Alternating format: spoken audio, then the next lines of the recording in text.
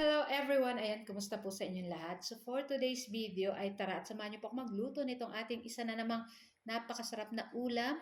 Walang iba kundi itong ating paksiw na isdang galunggong na ibabalot po natin sa dahon ng saging. And syempre pag po paksiw na isda, masarap po dyan, maraming bawang. Nag-aagaw yung alat at asim ng ating paksiw na galunggong na isda. At pagkatapos meron din po tayong paksiw na pata para sa ating ulam for today's video. So tara na guys at samahan niyo po ako magluto and enjoy watching po. So kung bago pa lang po kayo sa aming page, huwag niyo po sanang kalimutan mag-like at mag-follow. And syempre sa aming YouTube, mag-subscribe na din po kayo sa Mamshi and Three Sons para palagi po kayong updated sa aming mga bagong video na i-upload. So ayun nga guys, so meron tayo dito nga pata. Syempre hinugasan na po natin yan ng maayos.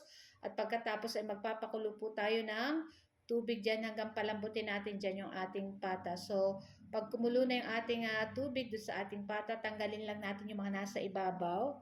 Ayan, tapos syempre maglalagay na tayo ng sangkap ng asin at paminta, sibuyas, at gagamit po tayo dyan ng 1/4 cube para sa pampalasa. Syempre, pag paksiw po na baboy, syempre hindi po mawawala ang suka. Yan po yung ating pampaasim. So, papalambutin lang natin itong ating pata dyan at sa ang ating paksiw na isdang galunggong ay luto naman po na ayan.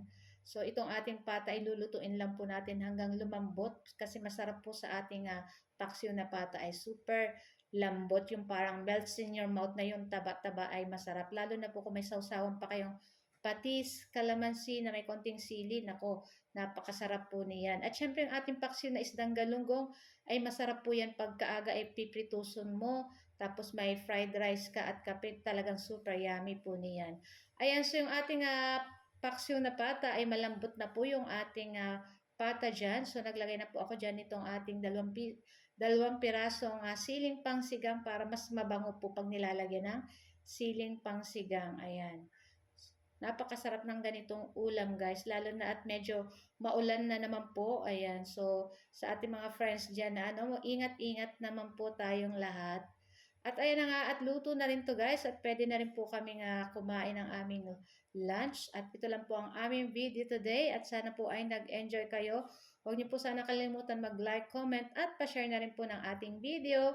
And gusto ko lang po palang i-shoutout yung ating mga new followers ng Mamshi and Three Sons. Maraming salamat po sa inyong lahat and sa ating mga nagsisend ng star. Thank you so much po sa inyong lahat. God bless you more. Ayan, so guys, ito lang po ang aming video today. Ayan, maraming salamat po uli. And see our next video. Tara at samahan niyo na rin po kami kumain itong ating super yummy na ulam. Thank you for watching.